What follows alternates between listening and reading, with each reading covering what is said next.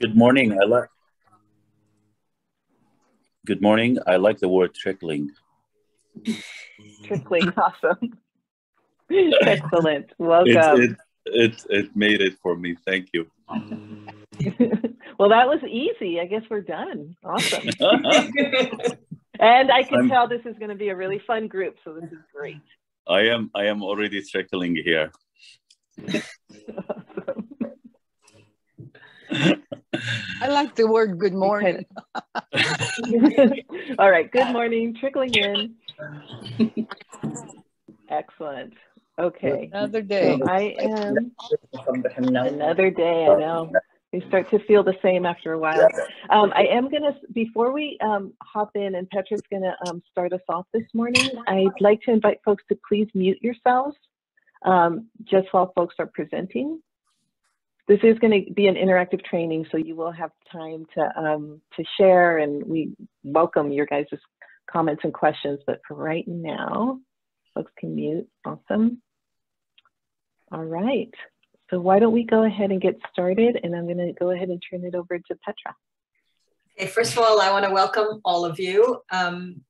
We have been doing this for a long time, and I'm very excited about this special training for today. I just wanted to take a quick reminder about who we are, who Thrive is, and we're doing this all in partnership with the Office of Community Affairs and the amazing work that Helen and her partners have done to really support the community. It is so important, as you guys all know, to have the community involved in really getting this message out, and we wouldn't be able to do it without the support of the Office of Community Affairs. So huge thank you to them. And just a reminder about Thrive, we are a membership-based organization. We empower nonprofits to thrive. We strengthen individuals, we strengthen organizations, and we strengthen communities through policy and advocacy, through cross-sector collaboration, and through nonprofit capacity building. And I just wanted to share with you one event that's coming up because I think it's of interest to all of you, which is we have teaming up with SVCN, our colleagues in Santa Clara County, to do a nonprofit racial justice summit. There's 6 sessions, and they range from art to philanthropy to boards, and you guys are all invited. They're free, they're on Zoom, super easy to get to, and we would love to have you all participate. We have lots of other events coming up, including, I know we've talked a lot about redistricting and getting involved in the district lines. And we know it's kind of difficult. So we're actually having an event on October 12th that's going to be super casual, where you can just come and we can kind of talk about what the district's lines look for our county and how to go about even having a conversation about it, because we do know it's confusing. So we're hoping to have you join us for that. We're going to do one in the morning, one in the evening, and anybody from any of your organizations is welcome. It's very open. So with that, I want to hand it over to Patricia, and she will give the whole introduction to this. We're very excited about learning new ways of doing outreach. So thank you so much for joining us. All right, excellent. Thank you, Petra. All right. So let's go ahead and get started. I want to welcome everybody. Good morning again. Thank you for being here. We're super excited to be working with you all today. And I just want to put out right from the get-go that you all are the experts in this. You all are the ones that have been doing the work out in the communities. And so want to acknowledge that collective expertise in the room, and also want to thank you for the work that you're doing to, kind of promote vaccine and get us all through to the other end of COVID, hopefully soon. So my name is Pat Mejia. I'm the program manager for practice coaching and training at the Center for Excellence in Primary Care at UCSF. I'll be co-presenting with our director, Rachel Roywood-Grace, who'll be taking over the second half of the training. So let's go ahead and hop in. Next slide, please.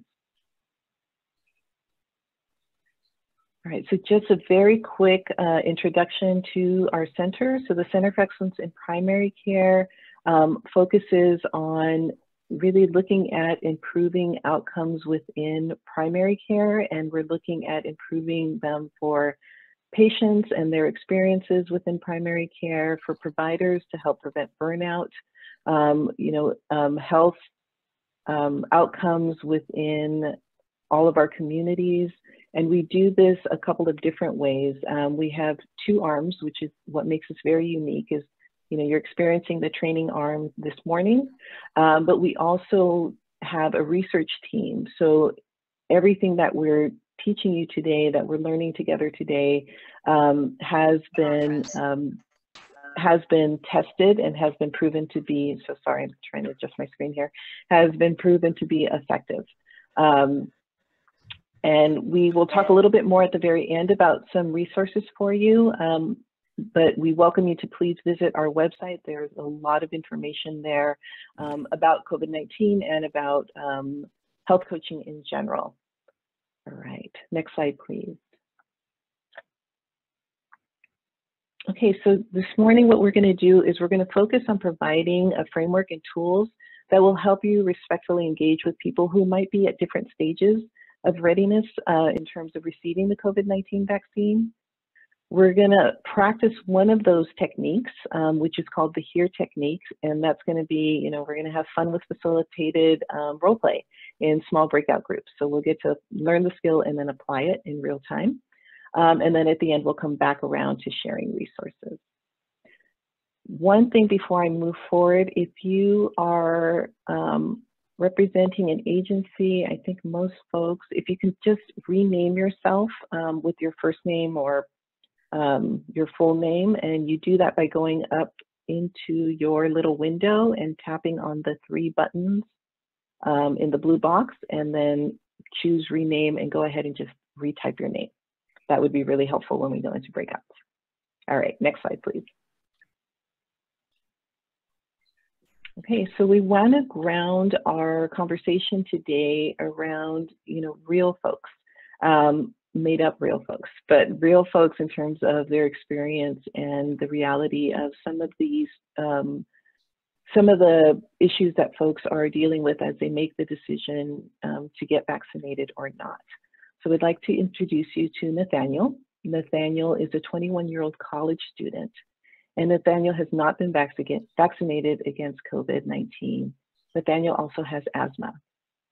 When you ask Nathaniel if he'd be interested in getting the vaccine, Nathaniel responds by saying to you, you know, I wish everybody would just back off. I keep hearing that vaccinated people keep getting COVID anyway, so what's the point? And anyway, I'm really healthy. I never get sick. So I'd like to invite you now, thinking about what Nathaniel has just shared with you, how might Nathaniel be feeling? What do you think he's feeling right now? This 21-year-old college student. Safe. What was that? Safe. He's feeling safe? Yeah. Could you tell me a little bit more about that? I have my kids is around 20, 27, and they say, oh, it's not happening, nothing, I'm okay. Yeah, and yeah, they feeling safe. Invincible. Invincible, Yeah. exactly the word, invincible. Thank you. Absolutely. Thank you so much for sharing that. Yeah, a lot of times, you know, we remember back to our own younger days where we feel like, you know, nothing's going to affect us. You know, we'll get by because we're young and we're not, you know, necessarily aware of all of the information that's out there. What else? How else might Nathaniel be feeling? Nobody needs to tell him what to do. Yeah, right. Nobody needs to tell me what to do. I've got this. S. Chadhari shared in the chat, scared of the vaccine and hearing all about the side effects of the vaccine. Absolutely, that's a definite possibility, right? So Nathaniel might be feeling a number of different ways, and there might be a number of different reasons behind his decision not to get the vaccine. So thinking about the next step, how might you respond to Nathaniel? What might you say next to him?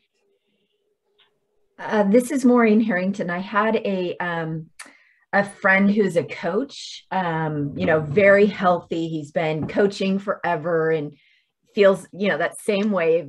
He's strong, he's everything. And so what my analogy for him was, your immune system reacts because it's like a scrimmage, right? So it's getting ready to fight off this vaccine. And so that your immune system, if or when it is exposed to the virus, has already played it, has already worked through this. So it knows its game plan.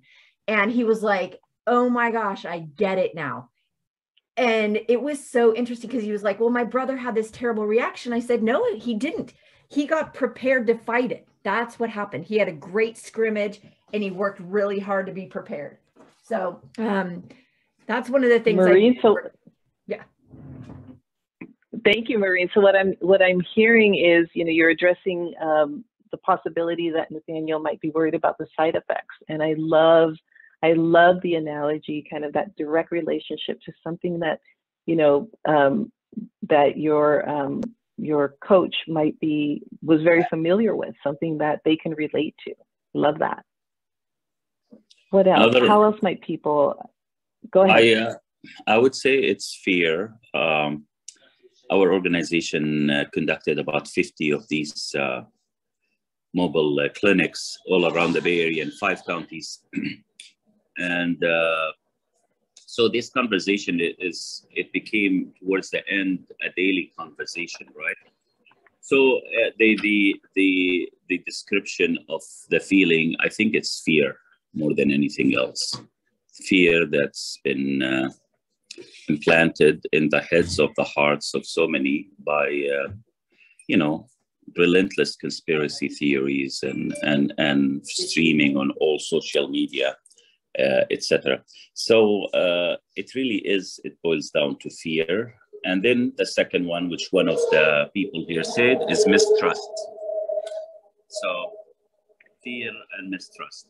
And to me, it's incredibly sad because there is repercussions for this. And the repercussion, and I don't want to go for long, the repercussion is as long as there's so many of us that cannot fight it because they were not vaccinated, the virus will keep on mutating and have new bodies to improve itself, which will make it harder for the rest of us. So that's the other issue. And God bless you. Thank you.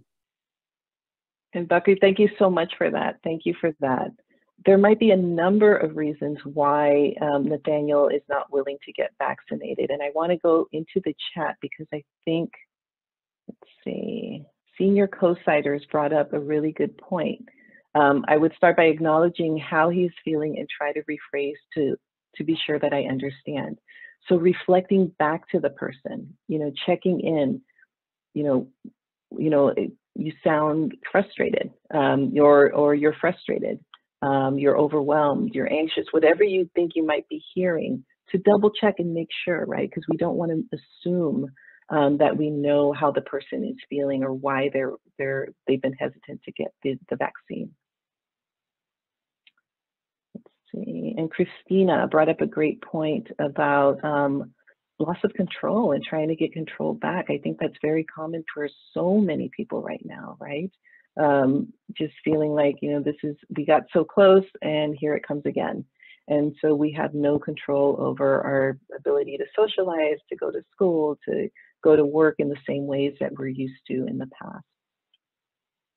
All right. And Elizabeth, thank you. Yeah, many people feel like it infringes on their autonomy, trying to redirect feelings of individualism to protect the collective. Wonderful. And cultural context. Absolutely. Cultural context is huge. So we're looking at both what the individual brings, but also within the lens of kind of their greater community, right? And kind of how that might also be influencing their decisions. All right. Next slide, please.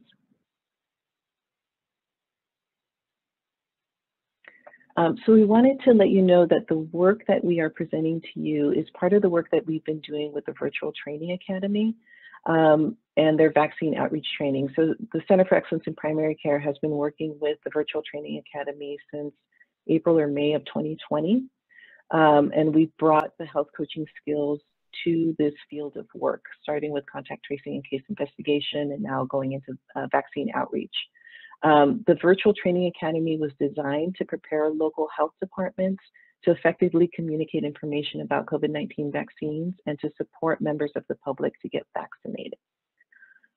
Next slide, please. We're going to share a little bit more about the Virtual Training Academy in a moment.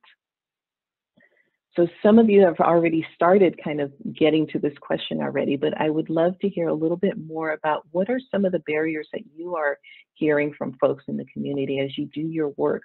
What are some of the barriers that people are letting you know that they're facing as they're seeking to get vaccinated? And you can share it in the chat or you can unmute.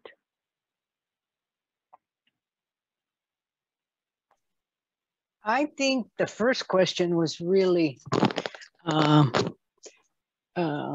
it's pretty consistent with people when they don't even want to be asked anymore. We feel like they shut you down, religion and medical reasons, and they like let you know they don't want to talk anymore. That's a real barrier. And others are just, sometimes they just say, and well, again, they don't want to talk about it. They don't want you to have that dialogue with them. Yeah, so sometimes it's the person that's, you know, just not willing to engage. And so we're gonna practice some tools that might help with that, hopefully. What else? What are some barriers within the community that people let you know? Because sometimes it's not, you know, we have folks who maybe want to get vaccinated, but there's some roadblocks that are preventing them from doing so. What are some of those? Let's see. So mistrust of the government, and we've seen mistrust come up a couple of times in the chat. Absolutely. And, you know, we're talking about historical mistrust when we talk about things like the Tuskegee experiment, for example. But we're also talking for many people, you know, current experiences where they've had maybe challenges and outright really difficult experiences when they're trying to access the healthcare system. Family farm workers. Go ahead. I think family is a big influence. Sometimes they don't even know. A family has said it. I don't know anything else, but I know that's what it is. Yeah, absolutely. Absolutely. And in some communities, that's going to be it, right? It's going to be what my family has decided. Family can work both ways, right? Family can be such a powerful influence one way or the other. We know that oftentimes for folks who are hesitant about getting vaccinated, sometimes it's the family, you know, wanting to see grandkids, wanting to, you know, be able to go to get-togethers again. That might actually influence them the other way and make them more willing to get the vaccine. Elizabeth, I love what you put in the chat. Many farm workers feel cuando te toca, right? When it's your time, you're going to get it. So that might just be, you know, if it's going to happen, it's going to happen. Concerns about all vaccines in general, absolutely. There might be concerns just globally about what's in a vaccine. And transportation, Colleen, thank you for that. Yeah, for some folks, you know, especially in rural communities, just getting there, working 2 jobs and not being able to have the time. How do I do this? So there might be there's some very real barriers for folks who are even interested in getting the vaccine. And so how do we help them overcome those barriers? Next slide, please. So as part of our work in the Virtual Training Academy, one of our colleagues, Dr. Orlando Harris, developed this model of vaccine readiness. And starting with the very top there with vaccine skeptics. And so this might be somebody who just, you know, like some of the examples you just gave, you know, nope, not going to do it. There's a microchip in it, or there's, you know, I've heard stories, I'm not interested. To the stage of vaccine curious, where somebody, you know, yeah, I'm interested in the vaccine, but I have a few questions first. To someone who's vaccine ready, and this is kind of where we're going back to those barriers. I'd like to get the vaccine, but I'm a single parent and I work 2 jobs, and who's going to take care of my daughter while I go get the vaccine? Or I take care of a senior person and they can't leave the house, so how am I going to go get vaccinated? And then vaccine action. So that's the point where ready to go, ready to make it that appointment, ready to show up at the clinic and get that vaccine. One thing I'd like to point out about this model is that it's not a matter of, going from A cleanly to B, and then you go to C and finally D. We've all maybe been in different stages of the vaccine. And so we may have gone from vaccine curious back to skeptical before we are ready. So this is not necessarily an A to B to C type of diagram. Next slide, please. So I want to launch our first poll, and thinking about that vaccine model that we just saw. Your contact tells you that they might want to get the vaccine, but they want to know if it's okay to get it because they have asthma and diabetes. What stage of the vaccine do you think they might be in? And are folks able to see the poll? This is actually the wrong poll. Oh. So this is about completing the. Oh, so sorry. Let me stop that. Pat, do you want me to launch for you? Oh, I got it. It's okay. That one we skipped. Sorry. There we go. All right. This is the right one. So again, your contact tells you they might want to get the vaccine, but they want to know if it's okay because they have asthma and diabetes. What stage of vaccine readiness do you think they're in?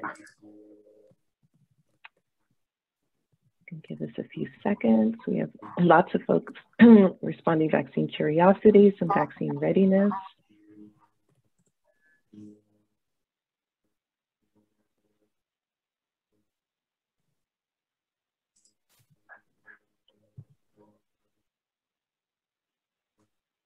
Right. All right, a few more folks trickling in here. There I go again with the trickling in. All right, let me go ahead and stop the poll here. Let's share the results. All right, so many of you, 72% said vaccine curiosity. And that is correct, right? So here we have a contact who's saying, I'm considering it, but I have some questions first, right? So here, this is a great opportunity for us to share some really good, solid information with them so that they can consider it as they make their decision. Thank you for that. And let's go next slide, please. So I'm going to launch our second poll, and this time, and please know that these are all anonymous polls. So we've all been in different stages ourselves. I know I have. So I'd like to invite you to share which best describes the stage that you're in right now. Are you in the vaccine skepticism category, vaccine curiosity, vaccine readiness, or have you taken that action and gotten vaccinated? And again, this is anonymous. Ooh, this may be a first here. Looking at like 100% action so far.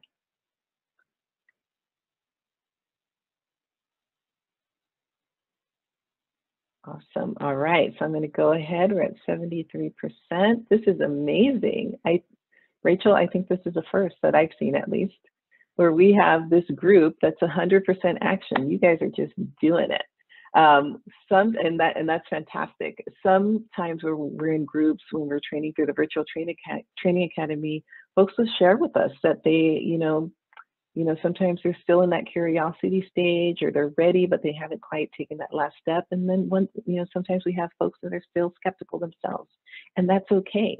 The whole point is that, the reality is we all kind of need answers to questions before we take that step. And that's just part of, I think it just kind of reinforces for us the work that we're doing, and the necessity to be able to be that source of information for folks. All right, thank you. Next slide, please.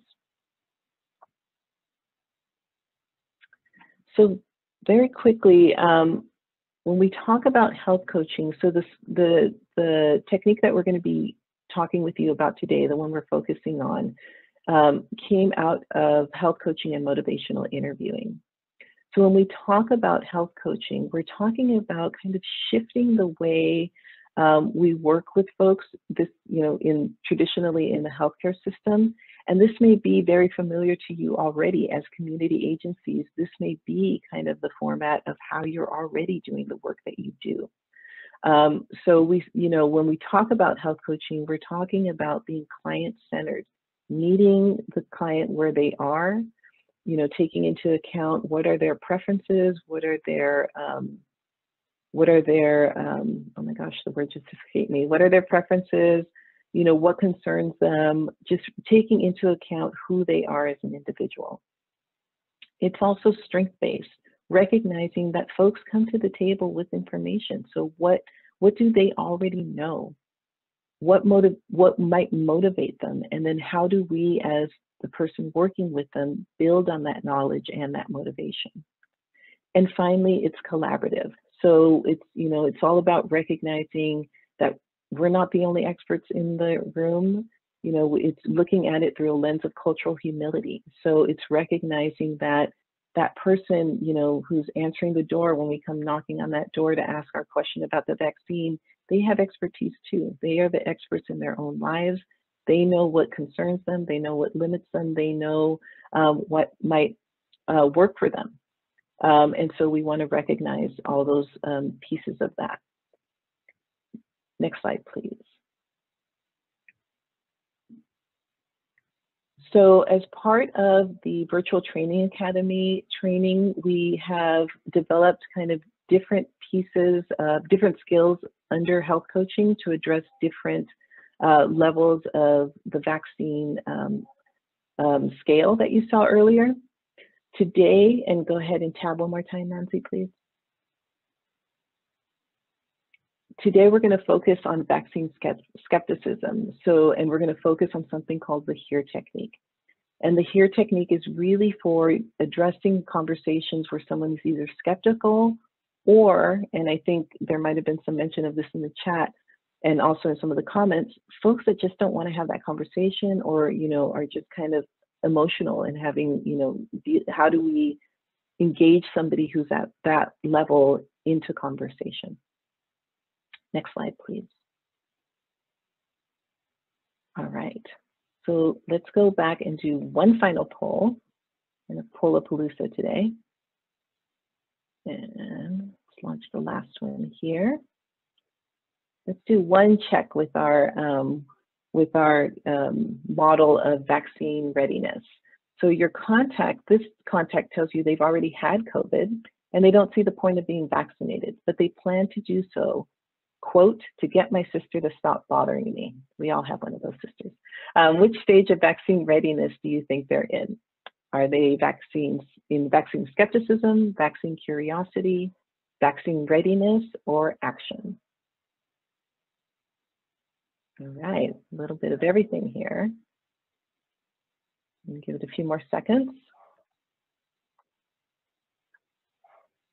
Awesome. All right, I think I'm going to end the poll there. All right, so it seems to be between vaccine skepticism and vaccine readiness, all the way into action, and with a sprinkling of curiosity in between. And I would say that for the most part, vaccine curiosity, vaccine readiness, there's a little sprinkling of skepticism. And this is such a great reflection. These are all correct, right? This is such a great reflection of the point I made earlier that there's not, necessarily a clean leap from one stage to the next. Folks may have one foot in curiosity and one foot still in skepticism. So the important thing is just kind of recognizing where folks are so that we can engage in the conversation. All right, next slide, please. Okay, so the HERE technique is the technique that we're going to dive deep into today, both quickly right now in introducing it to you all, and then really just putting it into practice in our breakout room. And the HERE technique is kind of it's a really simple acronym to help you when those conversations are challenging, or when you're working with someone who's in vaccine skepticism. So HERE stands quickly for hear, express gratitude, ask and answer, and respond. So we start with hear, and so you want to acknowledge to the person that they're being listened to. We're practicing that active listening. So if somebody expresses a concern to you, you can ask that open-ended question, you know, could you tell me more about your concern? So it's really about engaging that contact, having them share information with you. Next, we want to express gratitude. When we think about it, when somebody shares their thoughts, their feelings with us, even if it's in a way that feels, you know, a little intense, that's still a gift. You know, they're opening up to you, they're sharing their feelings, their thoughts, and that's giving you the opportunity to be able to offer information to them. So we want to thank them for that. And the way you might do that is just saying, you know, or if they have, you know, might be in the form of a question. So you might say, that's a great question. You've been thinking carefully about this. The next part of the HEAR technique is ask and answer. So somebody might be able, you know, might be sharing with you, you know, I wish everybody would just back off. So you might respond by saying, you know, let me be sure I'm hearing correctly. And I believe somebody earlier referenced this, you know, check in with how they're feeling. Would it be okay if I share some information about your concerns? Another piece of that, the A for the HEAR technique that isn't on the screen right now is asking about the pros and cons. And we typically start with the cons. So, you know, what about the vaccine concerns you? And let them share that information with you. Now you know more about what those concerns are. And then, you know, is there anything good about getting the vaccine? What might be good about getting it? And that's when a person might share things like, well, you know, then my daughter wouldn't feel more comfortable about me being around the grandkids because she's afraid the grandkids are going to bring it home from school and get me sick, for example. Okay, so it's that opportunity to engage. For most of us, we all have pros and cons, right? When we think back to when the vaccine first came out, many of us had pros and cons ourselves. So recognizing that that's true for the folks that we're working with as well. And even if it feels like they're only giving you the cons, giving them the opportunity to also share those pros. And then lastly, we want to respond. So we want to make sure to, you know, offer to give them the information in the prior step. Would it be okay if I share some information? And then offer that information from those trusted sources. So for example, post-vaccination infections are getting a lot of attention in the news right now. One thing that's interesting is that people who are not vaccinated, and then you can kind of fill in that information, and they're 10 times more likely to be hospitalized. We're seeing different numbers nowadays, but you know, that can be an example of that.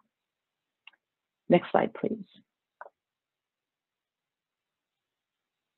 So just very quickly, just want to do a very quick run through about open-ended and closed-ended questions. So health coaching very much focuses on open-ended questions. We want to engage people in conversation. So very briefly, when we're talking about closed-ended questions generally are those questions that can be answered with a simple yes or no. They usually start with words like are and do and can. Open-ended questions, as you might have seen in our model earlier, start with words like who, what, where, when.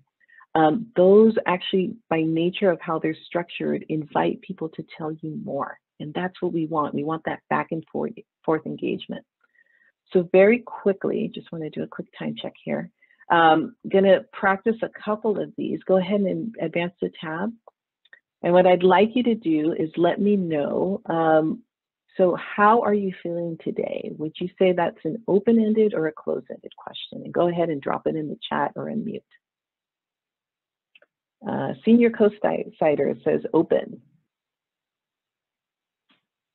See, and Hope also open. Sandy open. Excellent. All right, you guys got this one. And how, you know, the how are you feeling today? Although sometimes we get into the habit of saying a one-word response, fine, right?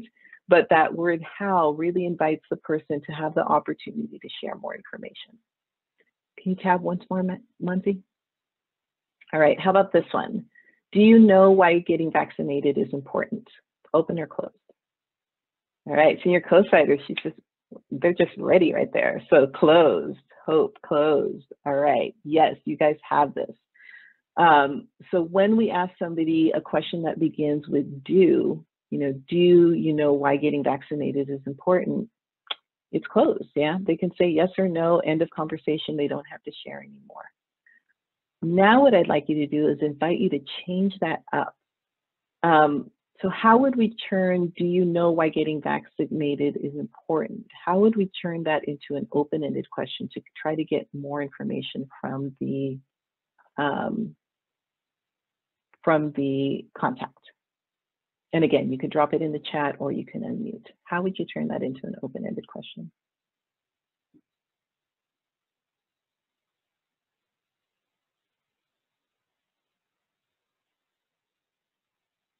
Hope, why might it be important to get vaccinated? Excellent. Christina, what have you heard about why getting the vaccine is important? Wonderful. What is important about getting the vaccine? Yes.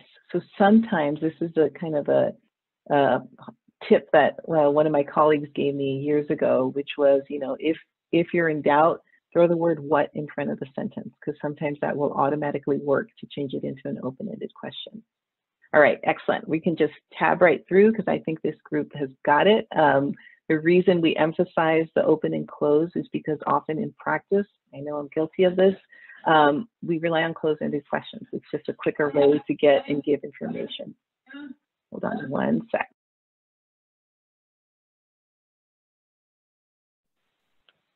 Sorry, Zoom 2020. Rachel, do you, actually perfect timing. Oh my gosh, look at that. I'm going to turn it over to my co-presenter right now and I can go help my daughter with her computer. So Rachel, I will turn it over to you now. Hi, thanks, Pat. So let's go ahead and try out the HERE technique and other techniques you all like to use with clients with another individual. So I'd like you to meet Veronica. Veronica is a 41-year-old single mother of 10-year-old Stephanie. You call up Veronica to see if she's interested in coming to the vaccine clinic.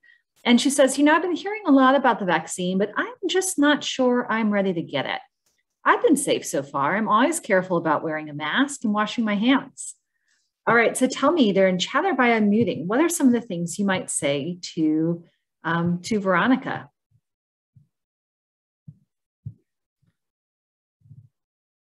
You know, thinking about.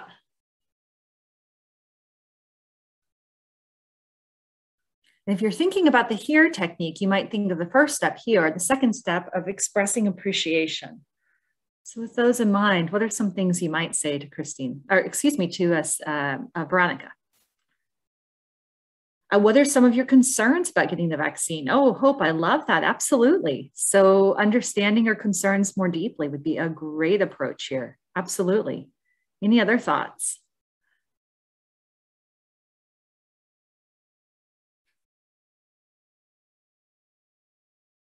Any appreciation that you might wish to share with Veronica? Oh, thanks, Sandy. How great that you are careful about wearing a mask and washing your hands. Absolutely. She's really making an effort here, and that's something to appreciate. Mentioning that she's taking other precautions. That's great that she's doing that. Absolutely. So as Hope said, we're going to say, what are some of your concerns? And go ahead and advance, Muncie. And this is what Veronica says. You know, I've gotten other vaccines before, but I've heard that some people have had really bad side effects from the COVID-19 vaccine. I can't afford to miss work. All right, so now what might you say at this point?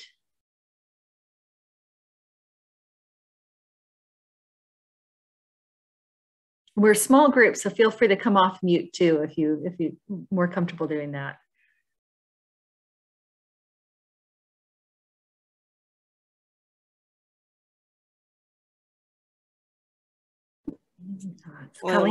Yeah, I would start by telling her that this is a very valid concern.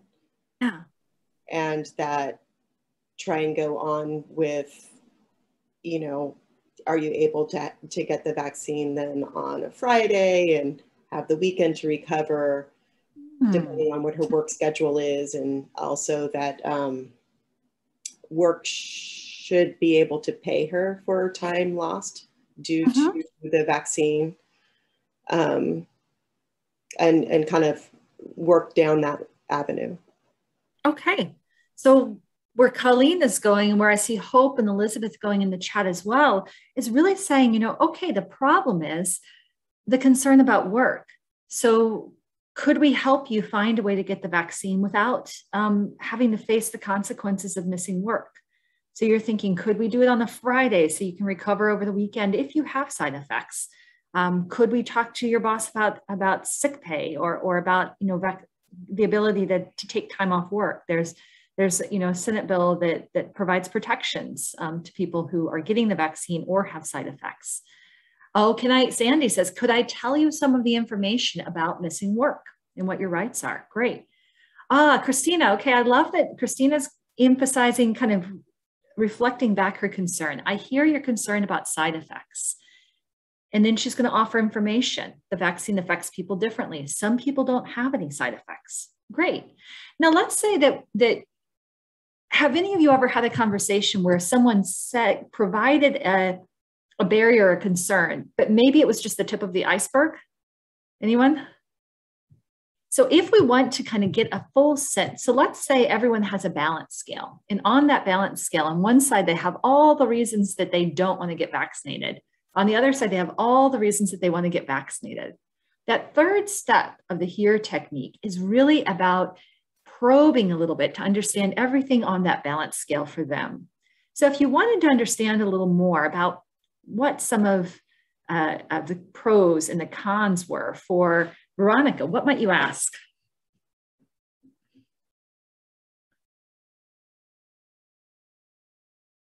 Tell me more about what other concerns you have. Absolutely, Christina. So Christina's going to make sure she knows everything on the con side of that scale. Absolutely. So that when she responds, she can respond to the work concern, and she can also respond to maybe some of these other rumors that Veronica's been hearing. Great. Now, how do you get to the other side of the scale, the pros side? What do you like to ask or say?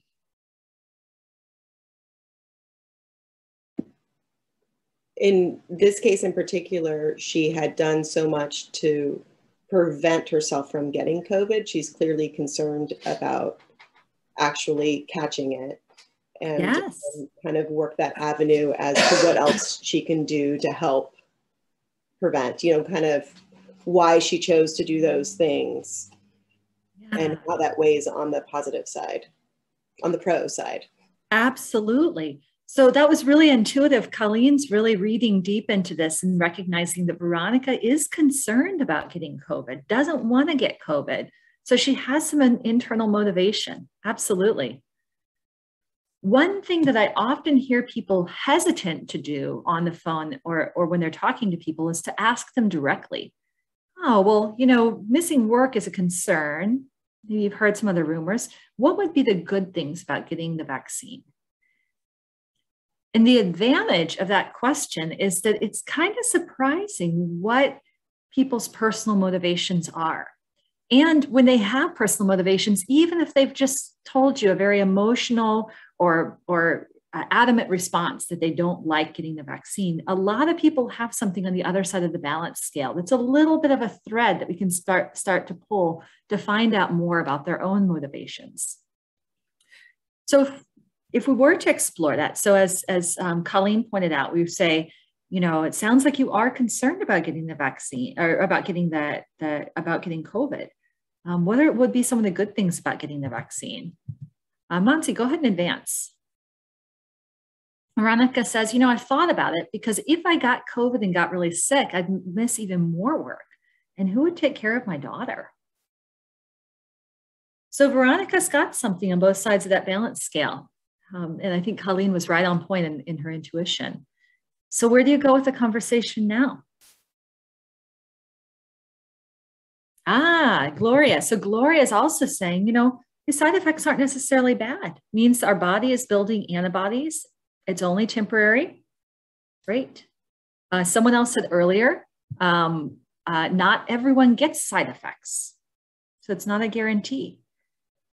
Great. The side effects aren't necessarily bad. What else might we do to start to address? Those are great points. What else might be a positive outcome? Great.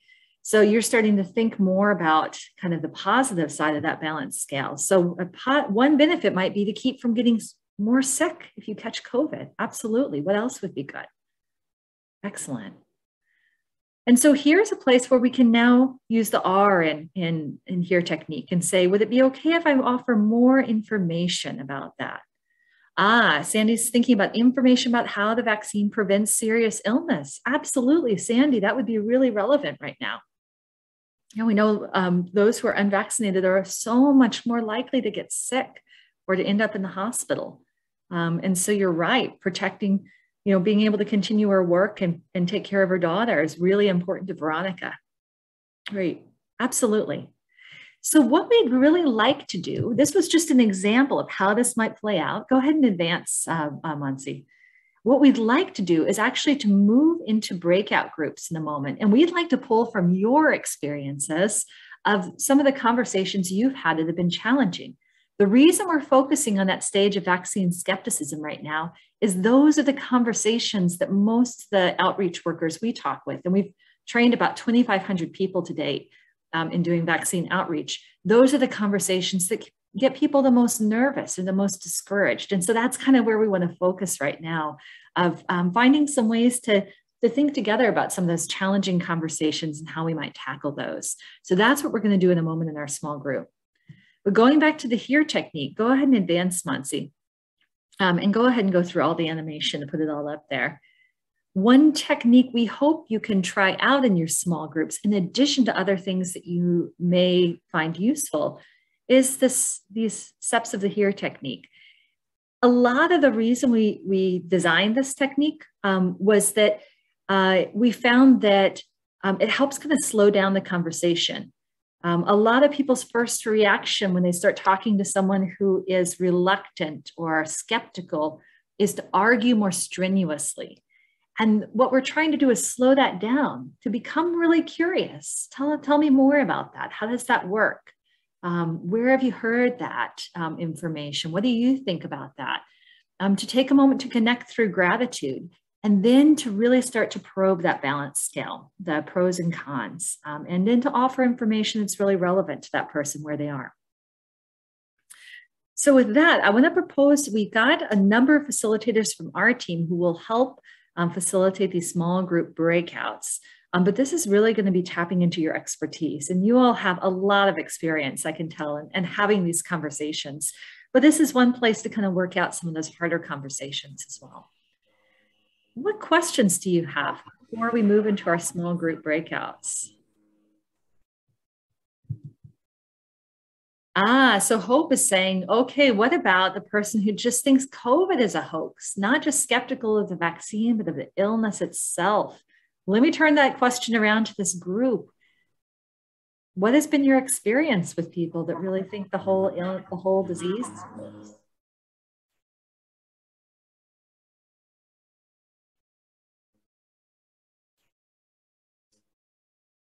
Has this happened? Has this come up for anyone else?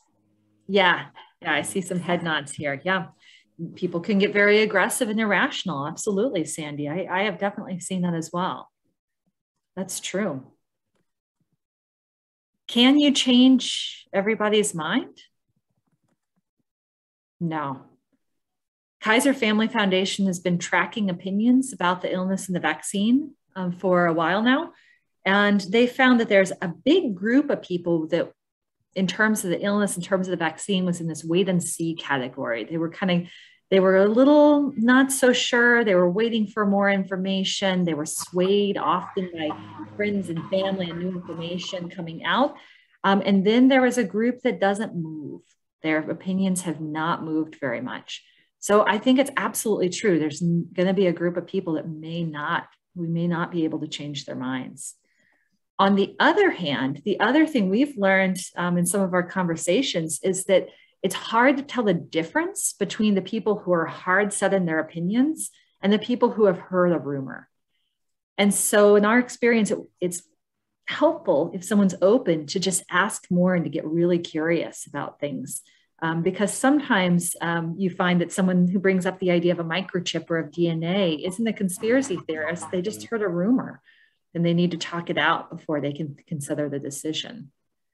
Helen is pointing out, going off that, what happens if the conversation turns hostile? Do you have any good de-escalation techniques? Great question. Let me again invite the group to please share some of what has worked best for you. I think that what, I'll mention that the HERE technique in part was something we developed with de-escalation in mind, because what we wanted to do is move away from that place of arguing and trying to push and convince, and more to a place of just moving, finding out which direction someone's moving and starting to move alongside them and understand.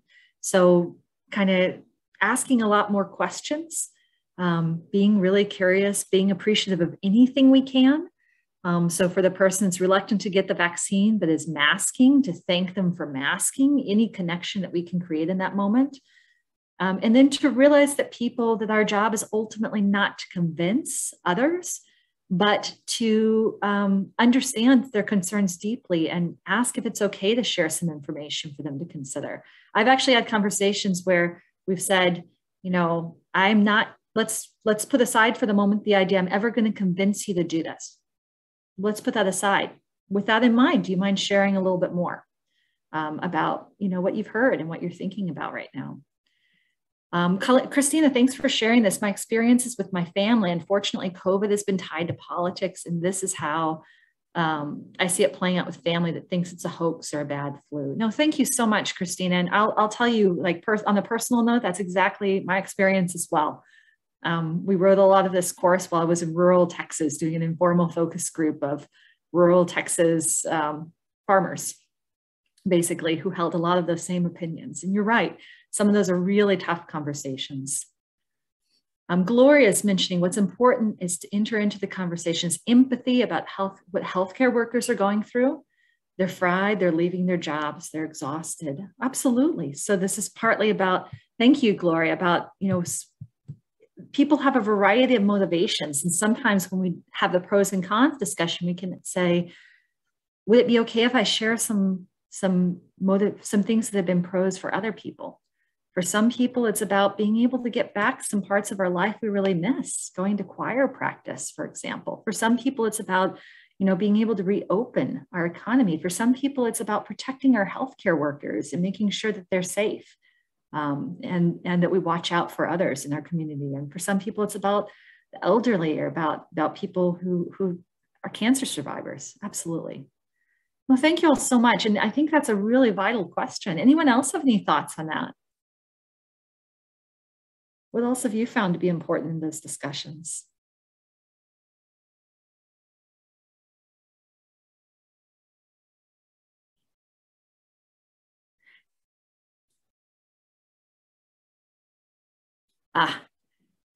Henrietta's raising a point, and Henrietta, I don't have any good answers for you. I think it's a really complex thing. I think there's a lot of vested interest in not believing it in some parts. I agree, it's really hard. Yeah, and love. So anyone that's found tips for talking with this group of individuals, please share that with the rest of us, because I think all of us are struggling here. I do want to propose that we move into our small breakouts, because I do want to have opportunity for everyone to share some of their experiences, to try out some conversations with your facilitators. How does that sound to this group? Monsi, are we ready to move into small group breakouts? Yes. How many minutes do you want the breakouts for? Pat, does 25 or 30 sound okay? Yeah, I'm thinking maybe 25. Let's do 25 minutes, and then we'll meet. And then we can be back. Yeah, we'll see you all in a few minutes in the small group breakouts. Thank you.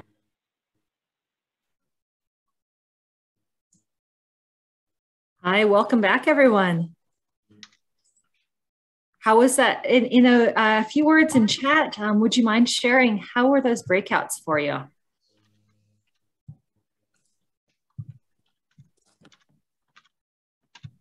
And how are you feeling about kind of the doing outreach and talking to people about vaccines? Elisa says it was great role playing.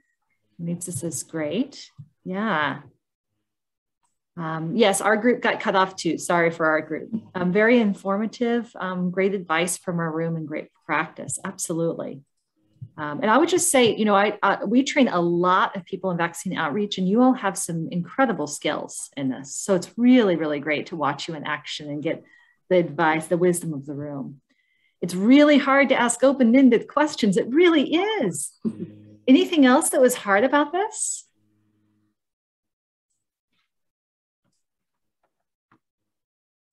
Our group had a really, our entire group, observers included, had a hard time not just providing tons and tons of facts, trying to sway someone. Trying to narrow that down and figure out what would be meaningful to the person at the time can be challenging. Thanks to Hope for making it real by bringing in the experiences of older adults. Thank you so much. Absolutely. Yeah. So hopefully this is just the beginning of being able to try some different techniques. Gloria, thank you for your comment. Tells me about the importance of asking probing questions while providing information. I think that's such a great point, Gloria. Absolutely. And the more specifically, the more concretely we understand someone's concern, the more we can really narrow in on that concern and provide something that's really meaningful to them. It is, and Pat's saying someone in our group shared it's harder with friends and family than with community. Absolutely. Absolutely true. Some of us do this day in and day out, and we still struggle with our conversations with family members. Absolutely. And that's okay. And at the same time, we know that often family is the reason that people change their minds. And so just want to put that word of encouragement out there that for a lot of folks that have taken part in the trainings that we've done, the first hard conversations they've had have been with spouses, with loved ones, with nephews, with parents, with kids. And finally having a little bit of the assurance that they've got something to share in those conversations. And you're right, those can be the hardest ones. I do want to share a couple of resources as we close. We have our website here, partly because we have a cheat sheet for the HERE technique on our website and some other similar resources. So please do access that. There's another resource I want to make sure you all know about. This is new. Monsi, if you don't mind advancing to the next slide. The training that we've done for the state vaccine outreach workers at the state and local health departments, we've now put the entire online training online for access for community groups for free. Anyone that wants to take part in that larger training that includes health coaching skills, but also includes like common frequently asked questions and talking more deeply about people's barriers to vaccination is all available for free. So I just want to draw your eye to the website here and tell you, please feel free to access that. If you'd like to talk more with us about other materials to practice around frequently asked questions, please do reach out to us. We're glad to provide any resource or connections that we can. We are so grateful for the work you all are doing in this. This is challenging work. It's the most vital, urgent work of our time. And it's work that benefits all of our community. So let me kind of open this up for thoughts and questions from this group. Any reactions or questions on your mind?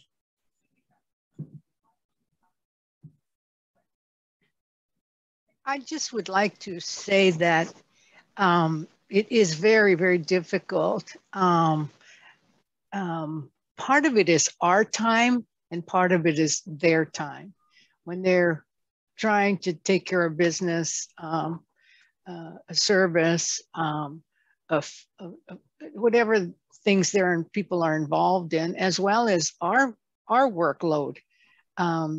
There's not a lot of time, and you really, I think the questioning is very important, but we have such little time. Yeah, yeah. So Gloria, I think you're partly thinking about, yeah, how do you focus on the things the most important parts of what matters? Is that part of, is that what you're thinking about? Is kind of, with such limited time, how do you can't just continually talk, right? You gotta. Right. You don't have many times we don't have the privacy. And you can't follow them out the door now, walk with them half a block to kind of get those questions out. Yeah. But I think that engagement just must include showing that you care about them and their families and our families. And many times I'll end up just sharing what my family has gone through that is close to me, that has passed away, has had COVID and passed away, and the suffering that people go through, and the impact on children. And so there's kind of, we know people do care about each other. And so that empathy, I think, is something that I try to bring up as well. Thank you so much, Gloria. Appreciate that. Christina, you have your hand up. What are you thinking about? What is coming to mind for me is, so this training, is it's then something that we could bring to our providers. So for me, then it would be those that serve older adults. And then the other question is the training provided in other languages, Spanish? It would be great if it were in Tongan. Oh, fabulous question. So Christina, anything we've shared here, you're welcome to share with anyone at your organizations.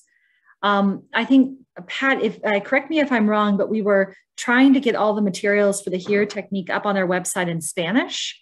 The full training that's referenced on this page is not fully in Spanish, but there is actually a practice session that is in Spanish. So there's the training that I'm referencing here has an online part and a practice part. The practice part's offered in English and Spanish. You can actually sign up for that, and as there's space, they'll allow community groups to take part in that as well. And there is a Spanish language version. It's definitely worth asking about that if you would like. Unfortunately, we don't have other languages. If you have the ability to translate this into any other languages, please do, and let us know if it's okay to then post it on our website, because we really would like to go beyond the languages we currently have. Does that sound okay? Great, thank you. Thank you so much. Yeah, I just quickly want to add, Rachel, that we'll be sending out the materials in English and Spanish to Petra so that she can get them out to everyone. Thanks so much. Pat, do you want to go ahead and close the session? I think we're right at time. Yeah. I want to thank you all for being here today. It's always such a privilege to be able to do work with community folks. So it's always an honor to be able to learn more from you all and to work alongside of you. So thank you again for your participation today. Definitely learned about some of the experiences that are happening out there, which is helpful to us. And also, please feel free to reach out with our website. We have our emails up on the screen. If you have any questions, please, feel free to reach out to us. And again, if you're able to sign up for the Virtual Training Academy training, absolutely encourage you to do so. It's a really great training, and we'll give you more opportunity to practice. All right. Thank you. And thank you to Petra and